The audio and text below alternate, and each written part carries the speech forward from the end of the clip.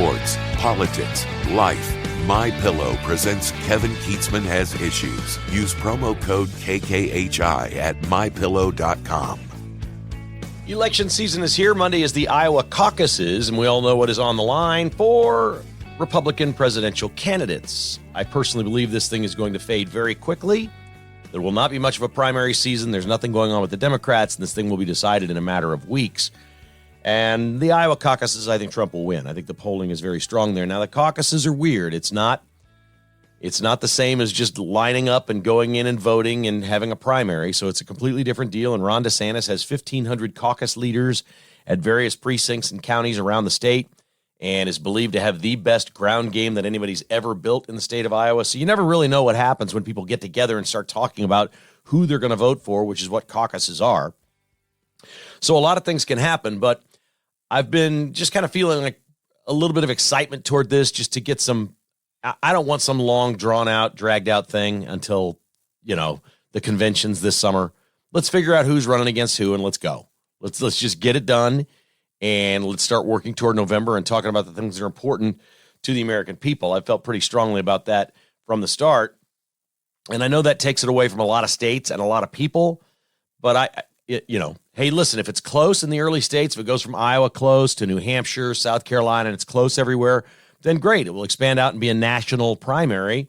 That's just fine. But there are no indications at this point it's going to be like that. My fear for this week of podcasts is the closer we get to the Chiefs game on Saturday night, the more we are talking about football and postseason, and we sort of forget that Monday is the Iowa caucuses. So I wanted to bring a whole bunch of topics here to the top of the podcast, less than a week away. And the first is a map that CNN offered up yesterday, which was tasty and delicious. They put up their first electoral college map for the presidential race, and they are basically naming Trump as the presumptive nominee. And they've done the head-to-head with the polling around the country. And the first CNN electoral college map has Trump winning the election without Pennsylvania, Wisconsin, and Arizona being decided. In other words, this would be one of those election night deals where, they stopped the counting in Pennsylvania. They're going to let you know tomorrow who wins. We've got mayhem in Maricopa County out in Arizona. There's problems going on there, and there's an abnormality in Wisconsin, and we're just not sure what's going on in those states. So that's basically saying we don't know what happens, although Trump is leading in those three states, barely, but he's leading in Pennsylvania, Wisconsin, and Arizona. It's basically saying, okay, too close to call. We've got abnormalities. We've got problems. No Pennsylvania, no Wisconsin, no Arizona. And on election night, Trump still has 272 electoral college votes and wins. It is, there's 40 votes. There's 40 electoral college votes in Pennsylvania, Wisconsin, and Arizona. So at 272, you can clearly see that he can get to 312, which is a landslide, if he wins those as well. The first CNN, and it just killed him. When they're out there going over this map, they commission all this work and they go, okay, here's how it spells out in the map. They said, we're going to do it the week of the Iowa caucuses. We're going to show people what it is. This is going to be fear tactics by the Democrats. They're wanting to take the opposite of what they've always done, and that is, who's our Democrat candidate? Oh, they're winning in the polling because they're so cool. They're this and that. This is going to be scare tactics. The Democrats are going to say, oh, my God, the Nazi is winning. If the election were held today, my God, democracy would be dead. Our republic is gone. It's shot. There are stunning numbers out there for Trump. Gains in Hispanic voters, black voters, and the largest gain since Obama was president, or if you even want to go back to George W. Bush, the largest gain now is with young men, period. Young men. The younger men are going toward Trump. And it's like 4 points higher than it was in 2020. 2020 was slightly higher than 2016, but not much. It is just gradually trickled up. And many of these obviously are college students, recent college grads, things of that nature. I'll tell you what, I've spoken to one of my kids, and they're getting older now, so they don't have a lot in common with college kids anymore. They're getting older. But they don't like their situation in America. They think they've been left something bad. They think they're left with a fading, falling country and two old geezers as choices for president, and they're pissed. And given the option of one old geezer over another, I guess they'll take the one that's not senile. That's kind of what it's looking like. And I think back to when I was in my 20s, and if I was thinking about somebody that was 80 that was running for president, Reagan was in his 70s, and I voted for Reagan. It was the first president I voted for, and I gladly voted for Reagan because I didn't see him as, he reminded me a lot of my dad. I didn't see him as like 4 generations ahead of me. I didn't really see it that way. I saw him as somebody to look up to. I saw him as a wise person. He made a lot of sense. He made me feel good about America, and he was doing great things for America, and I never really looked at it like that. Kids today, they're more judgmental. I was raised to respect my elders. I've always respected my elders in broadcasting. I looked up to Frank Bowl and Jack Harry and even Don Fortune and many people in Kansas City that worked before me. There was a legendary, just a tremendous communicator and broadcaster named Dan Henry. Maybe many of you remember Dan Henry. Just a phenomenal weatherman, broadcaster, person, all of those things. There were some real greats here, and I looked up to all of them. Max and Tana and Moffat and some of the people on KY102 and Randy Miller and some of the just tremendous broadcasters in the industry that are older than I am. And I wanted to learn from them, and I looked up to them. I didn't idolize them, but I looked up to them, and I respected them. And I fear that there's not much of that going on in this country right now. Young people feel like they're ripped off, they're getting cheated, that they'll never own a home, I'll never be able to buy a house. I get into arguments all the time with one of my kids. He's been to Europe like 5 times. He's not 30 yet. Yeah, I've never been to Europe. He says, I'll never be able to afford a house. Stop going on vacation. You have a great job that pays plenty of money. You really do. You're ahead of the game for your age. You're way ahead of the game for your age, but you're choosing to live a different lifestyle than I chose in my 20s. I was married, raising children, buying houses, and building for my future and saving for retirement. You're living your 20s out in a far different way than me. That's your choice. I raised you. You turned 21. You're on your own. You live your life. I lived mine. These things are generational. But they're looking at this now in the election, and they're going, wait a second. We're getting ripped off. And right now, young people appear in massive numbers to be blaming Joe Biden. And if they're not blaming him, they look at him as a complete and utter embarrassment and an indictment of the system and say that won't stand. Now, I'm going to say it one more time because it's the number of people that are saying this is getting smaller, I feel. I think I might have been the first one you ever heard say this, and I'm going to stay with it. I am not backing down. I hope I'm wrong. I pray I'm wrong. I still don't think Biden is on the ballot in November. I do not. I think the Democrats will do anything to win. Newt Gingrich did an interview this week where he says he is genuinely worried the Democrats will do whatever it takes to win, that for them, it's the rule of power, not the rule of law. It's a dangerous thing predicting elections. It just is. Now, I do a podcast, so I really don't have a lot to lose here. But a guy like Chip Roy, who's a Republican congressman out of Texas, says he believes there's a massive surge in Iowa for DeSantis, and it will play out on Monday. With these 1,500 caucus chairmen that he has, DeSantis is about to shock the world in Iowa and says Trump will not get a majority of the vote. So Trump won't get 50% or over 50% is what Chip Roy is saying. And he's predicting that DeSantis will have a massive surge on Monday. He's a DeSantis guy, but this is dangerous. I like Chip Roy. He's the one speaking out about this budget deal not being the right thing. There's a lot of things I like about Chip Roy. He's one of us. He's on our side. There's goodness to Chip Roy, but this is really dangerous. A week before election, trying to, gin up votes for DeSantis by saying he's going to shock the world on Monday? I don't know if DeSantis is going to shock the world on Monday. If he does, it will make a powerful statement. It will say that people are quietly telling pollsters they're Trump people, and then they went and voted or caucused for DeSantis. That would be a massive shift. The media is trying to tell you that Nikki Haley is going to be great. I ain't buying it. Conservatives that will vote in a primary, there's no chance Nikki Haley's getting those votes. So I don't buy that.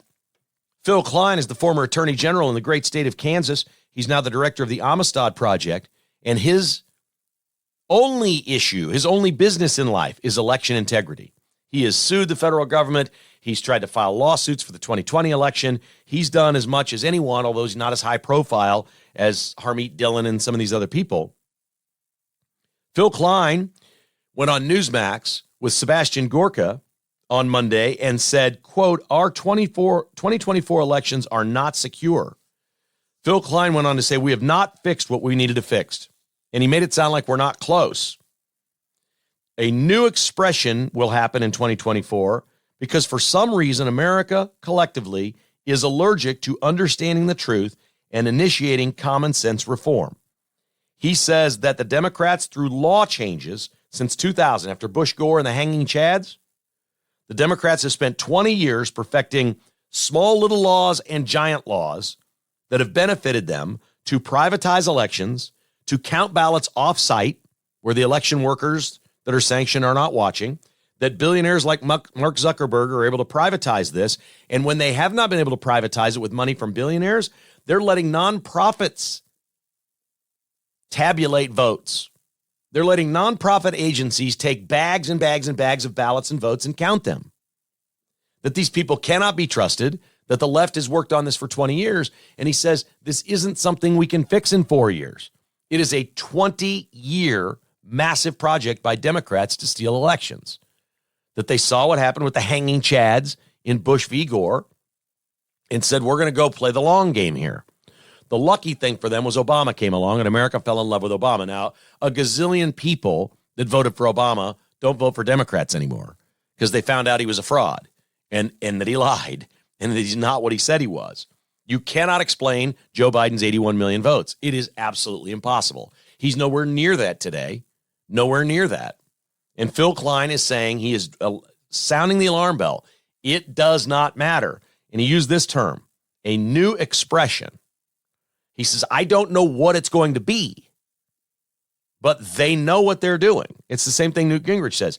It's the rule of power, not the rule of law. They are completely and utterly driven by staying in power and keeping the others out of power. Now, we see this. We talked about it a little bit yesterday. We see this in Colorado where they want to take Trump off the ballot in these other states. It isn't just about keeping Trump from running for president because Trump's not going to win Colorado. It's about keeping Republican voters at home so down ballot races like Senate, Congress, state representatives, that Republicans are not showing up. They may live in precincts or areas where there are more Republicans than Democrats, but now if they can't go vote for their presidential candidate because he's not on the ballot, they stay home, and it helps the Democrats win those other ones. This is a massive, nefarious scam. The Supreme Court's going to shoot it down. This will be an asterisk and an afterthought, I believe, by November. I think all this stuff will. I think Trump's going to be the nominee. I do not think it's going to be Biden. I don't think it's going to be Michelle Obama. I still think they're going to go with Gavin Newsom. He's on vacation in Mexico right now with Bill Clinton. I think there's some mojo there. I just think they're going to come to a point and go, Biden can't do this. They want to get through the primary season. They do not want a primary. They don't want Gavin up against Kamala and, somebody, Buttigieg running again and crazy Bernie and all these other people. They don't want that. They want to get to warm weather. Primary season is over. Make an announcement. Biden's out and somebody else is, we're going to have it. We'll do this at I felt all along that they will finalize this at their convention in July or August, whenever it is. That's when it will be. It'll be a new candidate. It'll be a short campaign. It will be an energetic surge for Democrat voters who will say, there's my younger candidate. All these young voters I'm talking about right now that are swinging toward Trump because Biden is such an old fart, all those people will go, all right, I'll look at Gavin Newsom because he's closer to my age. I'm telling you, all these warnings are true. This election is not over. It is great that if we went to the lever, if we were voting on this Tuesday and pulled the lever, Trump would win. I have no doubt about that. But it is not November. And these things really scare me. They truly do. KKHI is brought to you by the Finch Knife Company. My man Spencer Marquardt over at Finch Knife Company sent me an email this week.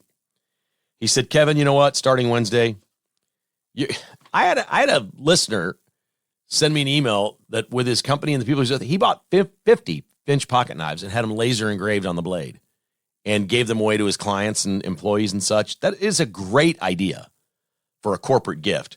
Finch Knife Co. can do it any way you like it with your logos on those blades. Anyway, Spencer sent me an email, said starting Wednesday, they're having their first sale ever at Finch Knife Co. It's 20% off on their website. Every single knife except the Runtley XL and the McCoy. Those are brand new. Those models just came out. Okay? So starting Wednesday, January 10th, through next Tuesday, that's it. 1 week only, 20% off site-wide. Every single Finch pocket knife, 20% off, except the Runtley and the McCoy. FinchKnifeCo.com. Their newest design, Hellfire, is headed to dealers in mid-February. It's going to be awesome. It's receiving all kinds of attention. They're taking it to a blade show in Atlanta where they've already got it's well-received, the reception on this beautiful Hellfire knife they're coming up with. This is going to be great. Sale prices are available through their network of dealers as well as direct from them at the website. So if you go to Shields, you can also see the Finch knives there at 20% off. 20% off Finch pocket knives through Wednesday through Tuesday, except for the two models. FinchKnifeCo.com. Big sales at bstock.net. Today's probably not the day you're running out there with all this snow, but you have time to get a great new 85-inch TV up and ready to go, and you can watch the Chiefs on Channel 41 Saturday night with your new Samsung TU7000. MSRP, $1,300. bstock.net, $899. And if you live in Kansas City, they can deliver it. Want to do more? The Samsung Q60B 85-inch is just $999. $999 for an 85-inch TV.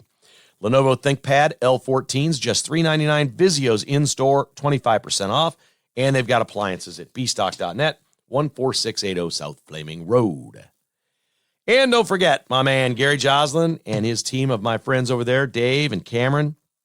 This Valentine's season, Joslin's Jewelry, 95th and Antioch, is the jeweler you'll recommend to your friends and family. No sales commissions, no pressure, no worries. Just a wonderful shopping experience at Joslin's in Overland Park.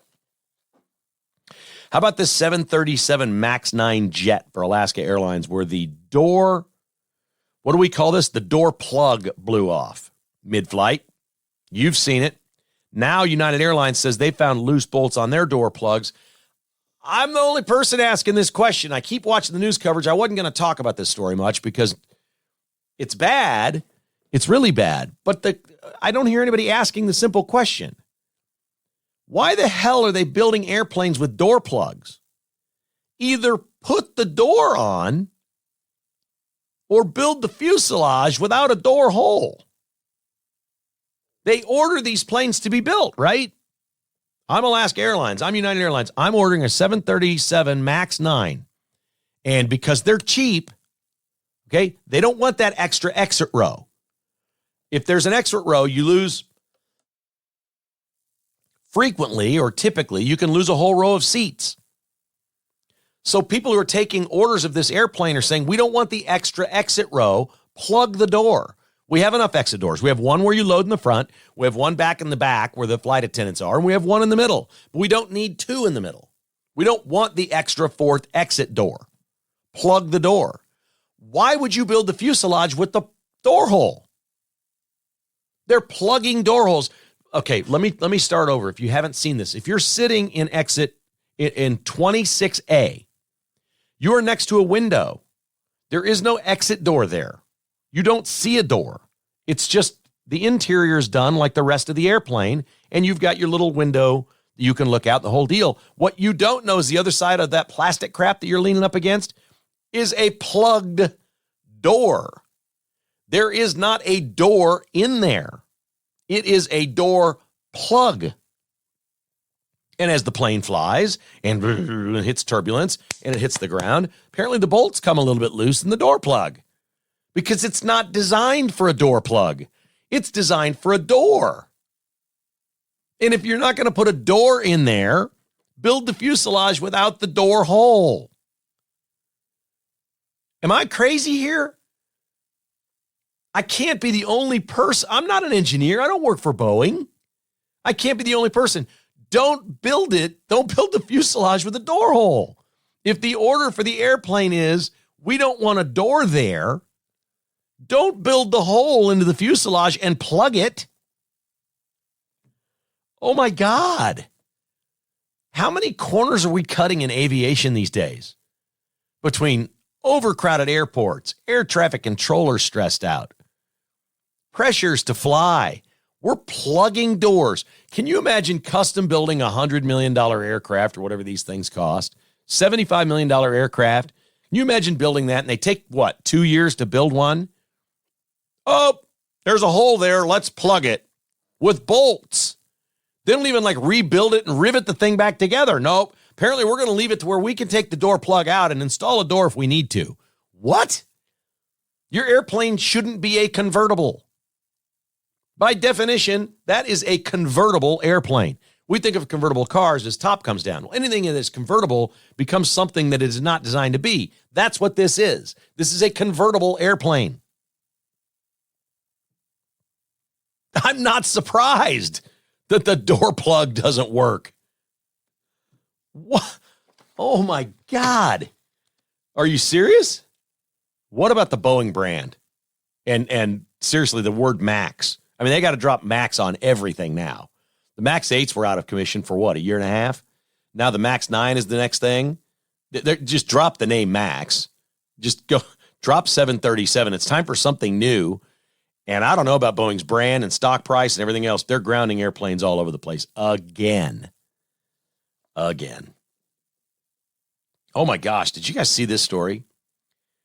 You've probably watched television or heard on the radio, a company called Jericho Home Improvement in Kansas City. Jericho says it's the largest independent home remodel in America. In other words, they're not corporate owned. The owner and CEO is a man named John Bartrom. He does his own commercials. You've seen him on television for years. He talks a little bit about the Bible. Jericho, obviously, is what he named his company. He has always just appeared to be the person anyone would aspire to be, right? You look at the commercials, you go, wow, well, there's a good person. John Bartrom in 2019 was arrested on DUI and a disturbance at his house. They live out at 159th and something, maybe farther than 168th and something in Stillwell or Stanley. Apparently, he's got a little bit of a checkered past, has some crazy incidences at his residence, a DUI, some charges. I didn't know this. Saturday night after midnight, so technically Sunday morning, this dude apparently is in his car after midnight on Saturday night in the middle of winter at 63rd and Prospect near the BP gas station right there off the highway. That's 49 highway or 71 or whatever you want to call it. And he is found dead in the parking lot, shot. John Bartrom, the guy in all the commercials, dead. He's dead. The police don't know much. They have a person of interest that they're interviewing. There have to be some security cameras where we can see a little bit of what happened. But he was not in his car. They found him in a parking lot, it said. As I understand, he was laying on the ground. They called, and this could have been something as simple as a carjacking, or it could have been something nefarious that he was there doing some sort of a deal. When you hear, if you live in Kansas City long enough, and you hear Prospect Avenue, it gets your attention. 63rd and Prospect, there's worse places on Prospect, but this is right off the freeway, so you could have gotten off. There isn't much there. There's a pharmacy close by. There's not a lot there. I don't think there's a bunch of nightclubs or, I don't know. I'm not at 63rd. The only thing I could see is I've pulled off there, I think. There's a place a little farther down where I would go, maybe where there's a quick trip. If I was almost out of gas or I had to pee or something like that, anybody sometimes needs to pull off the highway. I don't know. But I thought, man, this guy's squeaky clean, and now we're learning about his past. There was some stuff in his past, and he got shot dead at 63rd and Prospect after midnight on a Saturday night, apparently all alone. I don't know. All I can tell you is I'm shocked. I shared the story with many people, and they're like, what? Everybody in Kansas City is like, huh? What is that exactly? We don't know. There are more predictable bad things in the world, like Howard Stern locking himself down. Howard Stern's the famous broadcaster who gives broadcasting a bad name now. I was a Howard Stern fan. I thought he was a revolutionary, a rebel, funny, anti-establishment, anti-corporation. He was all in favor of, the power of producing the content that I want to produce through free speech, all the things that I believe in and stand for. And then this guy made so much money and joined Sirius XM and got hundreds of millions of dollars and became like the most corporate, liberal, freaking wacko shield you've heard in the history of the world. That's what he became and is. And he obviously has screws loose. He's always had screws loose in a good way. In a good way. There's something wrong in Howard Stern's head. You can't have listened to his content through the years and not gone, well, this dude's wackadoodle. He is wackadoodle, but that was part of it. It was part of the greatness of it all. Because he is one of the greatest. He's one of the GOATs. This guy's nuts, man. He's been in fear of COVID since it started. He's afraid he's going to die. He is convinced that if he gets COVID, he's dead. Period. That he's the chosen one. He sees himself as some sort of different than everyone else. I'm the chosen one. And maybe he thinks of himself as unhealthy. He's a germaphobe. You notice a lot of liberal people are germ freaks. Although Trump's a germ freak, as I understand it. Not a freak, but he's conscious of it. Have you noticed that much? Okay, so he feels like he's going to die. If he ever gets COVID, he's going to die. So he's had 8 shots between the original vax, which isn't a vax, and the boosters. He's had 8 of these. And he has spoken about this on his show that I'm going to die and I'm doing everything I can. And his wife goes out without him on the town of Manhattan and he gets mad. They live in New York and he's had problems with her. He's like, don't go out with your girlfriends on wine night and go to dinner and then come back here to me, sleep in a different room. We need to go a couple of days and I need to make sure that you're not sick with COVID. This is no joke. He's literally pushed his wife away and said, live in a different part of the mansion if you've gone out. If you've gone out and been around others, he's been broadcasting from home. He's terrified of COVID. 8 shots. He has something he calls his apocalypse bunker in his house. He has a bunker in his house. Well, he's got COVID now, and he's pissed at the world. He says it's awful. He says it's worse than he thought. It's the most horrible thing ever. I mean, he just keeps going on and on and on about COVID. He's scared to death. He's canceled his show. He's not working. Howard, I got news for you. When you're better in a couple of days and you feel yourself, you're going to be in way better shape than you were with those 8 shots. Your body just built immunity. It did. It's helping itself. Your body's fighting off COVID right now. And then, if you ever get it again, you probably won't know it because you've got natural immunity, which is a lot better than your 8 shots, you wackadoodle. Dude is freaking nuts. Sports Today brought to you by Buck Roofing and Construction online at rbuckroofing.com. When this snow begins to melt, if you see ceiling spots, you got a problem up on your roof. So as soon as it's gone, call Ron Buck at Buck Roofing. Get that free roof inspection. There's no reason not to this spring. 913-384-2680. General rule, if your roof is 10 years old or more, and you don't remember the last time you had a roof inspection, you should make the call. It's free. 913-384-2680. You'll sleep well knowing Buck Roofing fixed the roof over your head. Tickets for Less and ticketsforless.com. No fees ever. This week, Chiefs Win is your promo code. Chiefs Win. Folks, you're going to if you want to go to the game, you're going to be able to go pretty cheap this week. These tickets are not going to go through the roof, and Tickets for Less is going to have some real discounts for you. Or maybe you're in my situation where one of your adult kids wants to go. Have fun, Spence. Have a good time. I ain't going with you. Come spend the weekend with Dad. That's awesome. But I'm not going to the game with you. Have a nice time. Now, there could be some real bargains on club level tickets where you're inside. You can get warm anytime you want. That's something else too.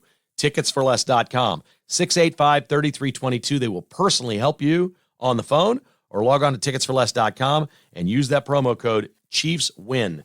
If you want to go see college basketball or any other sport or concert, your promo code remains KKHI. And the Bluemont Hotel in Manhattan, it's Manhattan's business destination. If your business is planning some getaways, corporate retreats, or business meetings somewhere in Kansas this month, consider beautiful Manhattan, Kansas this spring or summer, and think about a group reservation there. Or maybe you've got a wedding party, rehearsal dinner, receptions, reunions. Goolsby's Indoor Entertainment Center is perfect for the dining and the fun, and the Bluemont Hotel has all kinds of meeting space for your business. If you'd love to have a business function there, log on to BluemontHotel.com. That is BluemontHotel.com. My favorite stat of the week is the Miami Dolphins have lost 10 straight games where the temperature at kickoff is under 40 degrees. I cannot find a Miami Dolphins game where it was less than 10 degrees. Now, this crew has only played 4. Tua's got 4 games under 40. I don't see one under 35.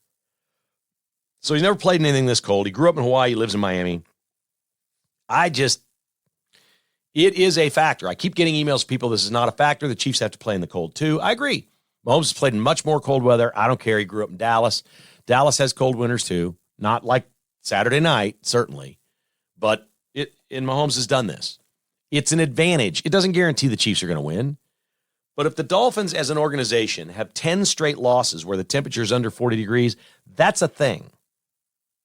I don't care who they played or how good they were or whatever. That's a thing. The Dolphins have 2 things to their disadvantage. The cold is a huge disadvantage for them. They cannot simulate this. They won't even know it till they get here. They can't. And this just in, if you hadn't noticed, the Dolphins don't beat good teams. Now, we can say the Chiefs aren't great, but you have to admit the Chiefs are a good team, right? Their defense has been outstanding. They do some things well.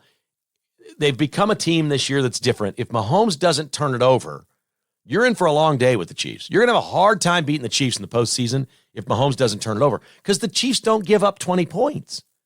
You don't score on them. Nobody scores on the Chiefs. If Mahomes doesn't turn the ball over, you're in for a long day.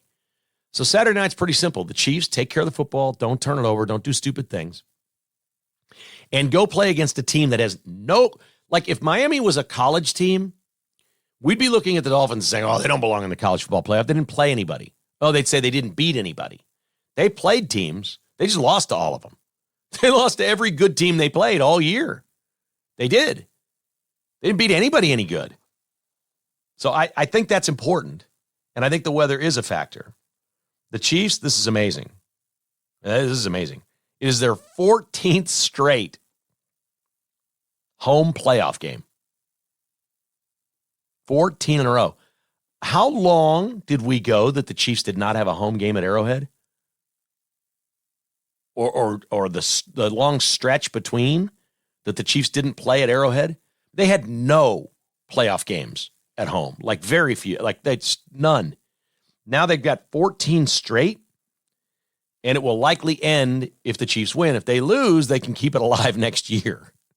If they win, they're probably going to Buffalo. It'd be hard to see Buffalo losing. But you know what? Buffalo's capable of 3 turnovers every time they play. Anything can happen. I'm looking forward to this game. It's going to be exciting.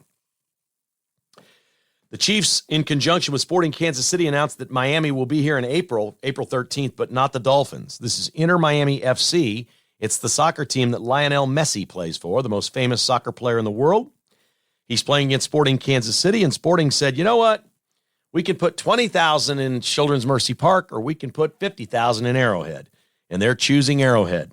So Sporting will play Inter Miami FC April 13th at Arrowhead for Lionel Messi. It is believed this will be a tourist destination event, that half the fans will come from all over the Midwest or out of town, that they may come from Omaha, Oklahoma City, Chicago, Denver, wherever, to come see Lionel Messi play. We'll see. Their big pitch for this to season ticket holders is this is going to keep the price down. That if we had 20,000 seats is all, we're looking at $400, $500, $600 tickets. And if we play it at Arrowhead, we can keep this down for more people. That makes sense. I believe in supply and demand, and that makes sense to me. I'm not a big soccer fan. I'm not circling my calendar, but if somebody offers me free tickets, I'm going to say maybe April 3rd. That sounds like Saturday of the Masters to me. That sounds like the Masters that day, and I just don't know. The Masters ends about 6 o'clock on Saturday. I don't know. Yeah, if I can watch the Masters comfortably here on a beautiful day on my back patio and still get to Arrowhead to see Messi, maybe. I won't say no yet, but I'll just say maybe on that one. The Michigan Wolverines are the champions of college football. They beat Washington 34-13. Stan Weber on this podcast yesterday told you everything you needed to know about this game, and he was spot on, perfectly right, every single word of it. The Wolverines ran, and they ran, and they ran, and they ran some more. 303 yards total.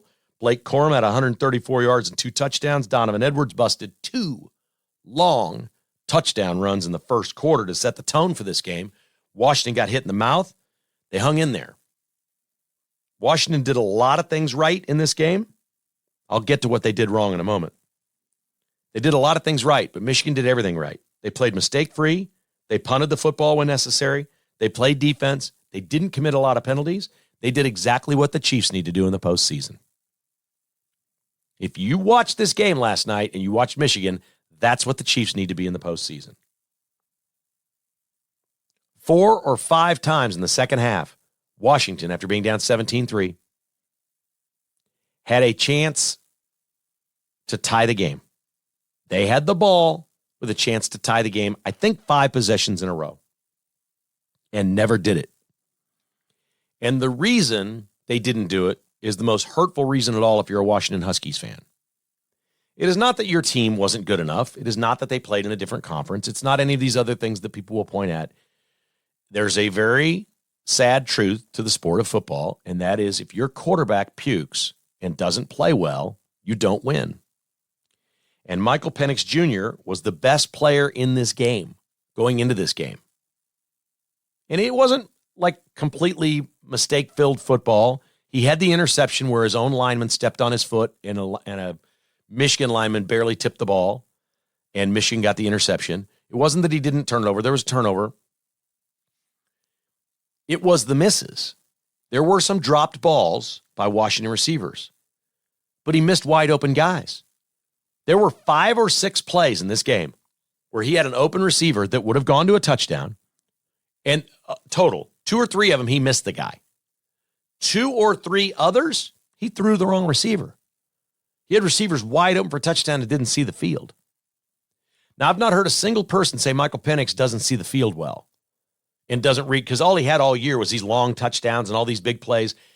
They were there. You want to credit Michigan for doing everything right, but ultimately what happened is Michael Penix peed his pants. He did. It happens. That young man lost a lot of money last night because I'd never seen that. I've watched that guy play 10 times. I watch a lot of late-night Pac-12 football. I watched him play 10 times over the last 2 years. I watched him a lot. I never at any moment watched him and thought, he's not seeing the field. He doesn't see his guys wide open for a touchdown. And it was exposed last night in a massive way. Yes, he missed a couple of throws to wide open guys. But worse than that is the number of times he didn't throw to his wide open guys. You can miss a couple of wide open throws if you throw to all your wide open guys 6 times, because you're going to hit 2 or 3 of them, and those would have been touchdowns. I believe if Michael Penix had played better in that game last night, not peed his pants, which is clearly what it was, whether it was nerves, under duress, he's very calm. His feet are calm. He's a very quiet quarterback back there in the pocket. There's a lot to like about his game, man. I'm telling you, I like this kid. But something happened in this game that he was not himself. And you can't be that guy. You cannot be the quarterback that does not see the receivers open. You can't be that guy. And he was. And Washington lost because their quarterback didn't play well enough. And he was the best player by far going into this game of anyone on either team. You would say if Washington wins tonight, it's going to be because of Michael Penix, and they would have. They would have won that game if he played one of his regular games. He did not. All right, Jim Harbaugh, now we're just like, okay, Harbaugh won his national title. Is he going to the NFL? A lot of people think it's automatic. He's going to go be the Chargers coach and coach Justin Herbert. But Caleb Williams is sitting out there, who at his best is a Mahomes clone. When he scrambles around and throws, he does freakish things, sidearm, across the field, all that stuff. Caleb Williams got some massive skills. There's plenty of quarterbacks in this draft. With the Bears, Matt Eberflus coached very well at the end of the year for the Bears. They're committed to Justin Field, but they're on the clock. Why wouldn't you take Caleb Williams and have a quarterback controversy? Just do it. Why wouldn't you? Draft choice is cheap. You don't have to pay him for a while. Get him in with your own eyes and take a look and see if that's your guy. If that's the case, if Jim Harbaugh wants to go to the NFL, would he just go where Caleb Williams is going? And if the Bears aren't drafting him, Washington is next. There is no reason that Jim Harbaugh with Caleb Williams can't win big in Washington with the Commanders. None. 0. I don't know where he's going to go. But people seem convinced he's leaving college football. I don't blame him. What the NCAA did to him and his program this year was a joke. It was an absolute joke. And most coaches I've talked to have said the same thing. they think it's a joke. They're like, no, you change your signals every week. It doesn't matter if you're videotaping signals and telling the coaches, here's some of their tells or trends or whatever. You change every week. It's become it's on you each week to change your signals so the other team doesn't know what you're doing. We'll see with Harbaugh. You're way too early. College football odds are out. This is for next year. National championship odds. Georgia's the favorite. Here's a crazy one, folks. These are odds to win the national title. Okay, not odds to win your league. Odds to win the national title. Georgia's the favorite. Missouri is the 9th team in the SEC in the listing of odds. Vegas odds makers have Missouri 9th in the SEC. If you believe in value and putting a wager on national titles, there it is. Now, I don't even do things like waste $20 on Missouri, K-State, or KU or something to win a national title in football. I don't think they're there. Maybe the college football playoff changes that. Maybe you get in, you get a good draw, the good teams get knocked off. It's possible. There's a pathway now. Not every year does the best team win the Super Bowl. Certainly not every year does the best team win in college basketball. So there's a pathway now. Maybe it's different than it's been. But Missouri 9th in the SEC, according to Vegas odds, wow. In the Big 12, Utah is favored. They have the best odds to win the national title. Kansas State is second. And KU's in a 4-way logjam for anywhere between 5th and 8th with Iowa State, Oklahoma State, and Texas Tech maybe. So K-State and Utah are the favorites in the Big 12 next year. Final Associated Press poll is out. Missouri finishes 8th in the country this year. What an astounding year for Eli Drinkwitz and the Missouri Tigers. Tremendous performance. K-State finishes 18th. Kansas finishes 23rd. Pretty darn good year of college football, if I say so myself.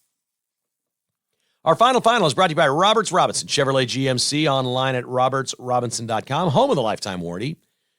If they don't have it and they don't find it, they'll build it for you. Yeah, any Chevy Silverado, GMC Sierra, or SUV from either line, like the Chevy Blazer that I drive, low interest rates and maximum discounts available right now. It's back. The old days are back at robertsrobinson.com. You can shop, click, and drive at Roberts Robinson Chevrolet GMC. With Chevrolet, find new roads. Window World, simply the best for less. Spring is a perfect time to start thinking about replacing those windows. You're looking at all the moisture on your windows today, and you're feeling that draft coming in. You don't have to deal with that this summer when the heat's coming in, because it comes in too. You probably just don't see it and feel it like you do in the winter. If you need to replace some windows, now is an excellent time to have Window World come out and get you an estimate. So when the weather turns here and gets just a little bit warmer and nicer, they can do the work and fix your home with American-made products with lifetime warranties that will save you on your energy bills. Lifetime, did I say lifetime warranty? And low prices? Window World is the official windows of the Kansas City Chiefs, and they are simply the best for less. And Back 9 Development, if 2024 is your year to start a new build job, contact my man TJ Vilkanskis at Back 9 Development. We've got some friends that are building a custom home with Back 9 Development. They're very excited about it. They've begun the process with TJ and his designers and architect team. Call TJ at 785-236-0161 for your custom home, commercial property, or even a big room addition. Back9development.com. Our final, we asked the question, are the Carolina Panthers the worst NFL team ever? Well, we can't say yes to that, because they did win 2 games. This is crazy. I've never heard anything like this. The Carolina Panthers, this past year in the NFL, never took a single snap with a lead in the fourth quarter. Never. 17 games. They never led for one play in the fourth quarter. The 2 games they won on field goals as time expired to 0. This team never took a snap in the fourth quarter with a lead for the entire year. That's unbelievable. Then the idiots drafted the wrong quarterback last year, and the idiots traded away the number 1 pick this year to the Chicago Bears. This is a mess of an organization, the Carolina Panthers. They might be the worst run franchise I've ever seen, and there's been some real contenders for this. There were a couple of years in Kansas City where they were up at the top of the list. But my God, the Carolina Panthers, their owner threw a drink on a fan and got fined $300,000. This thing is a disaster. Carolina is a hot, hot mess. And it's said that Jim Harbaugh is interested in the position at Carolina, but the owner doesn't like the idea because he has to give up his own controls to Harbaugh in the contract. Did he have to give up certain things that the owner wants control of? Oh, boy, that's a bad situation. In Carolina, I had no idea. They never led for a single snap in the fourth quarter all season long. That is crazy. We're back with you on Wednesday. Be careful with all the snow and stuff going on here in the Midwest. We'll be talking a little college basketball on the podcast tomorrow. On Tuesday night, Missouri is at Kentucky, 6 o'clock ESPN. I don't like Missouri's chances in that one. Kansas State's on the road at West Virginia. We'll see. West Virginia isn't very good. And on Wednesday, KU is at Central Florida. They apparently are terrible. And that should be an easy win for Kansas out on the road tomorrow. So everybody in action over the next 24 hours. We'll ramp up our college football coverage here, or college basketball coverage here at KKHI. And in the meantime, we'll ask you to hit that like, follow, or subscribe button, or become a patron at kkasissues.com. We do patron podcasts during the week and a newsletter every week, and I think you'll really like it. It's only $5 a month, and we'd be honored to have you on board as a patron of Kevin Kietzman Has Issues. Kevin Kietzman Has Issues has been presented by Roberts Robinson Chevrolet GMC and is produced by Crooked Tail Media. Please hit the like or follow button wherever you listen or give us a review. For premium content podcasts and weekly newsletter, join as a patron at kkhasissues.com for as little as $5 a month. Support all our sponsors and other conservative businesses at thekklist.com. This has been a production of Crooked Tail Media, Incorporated.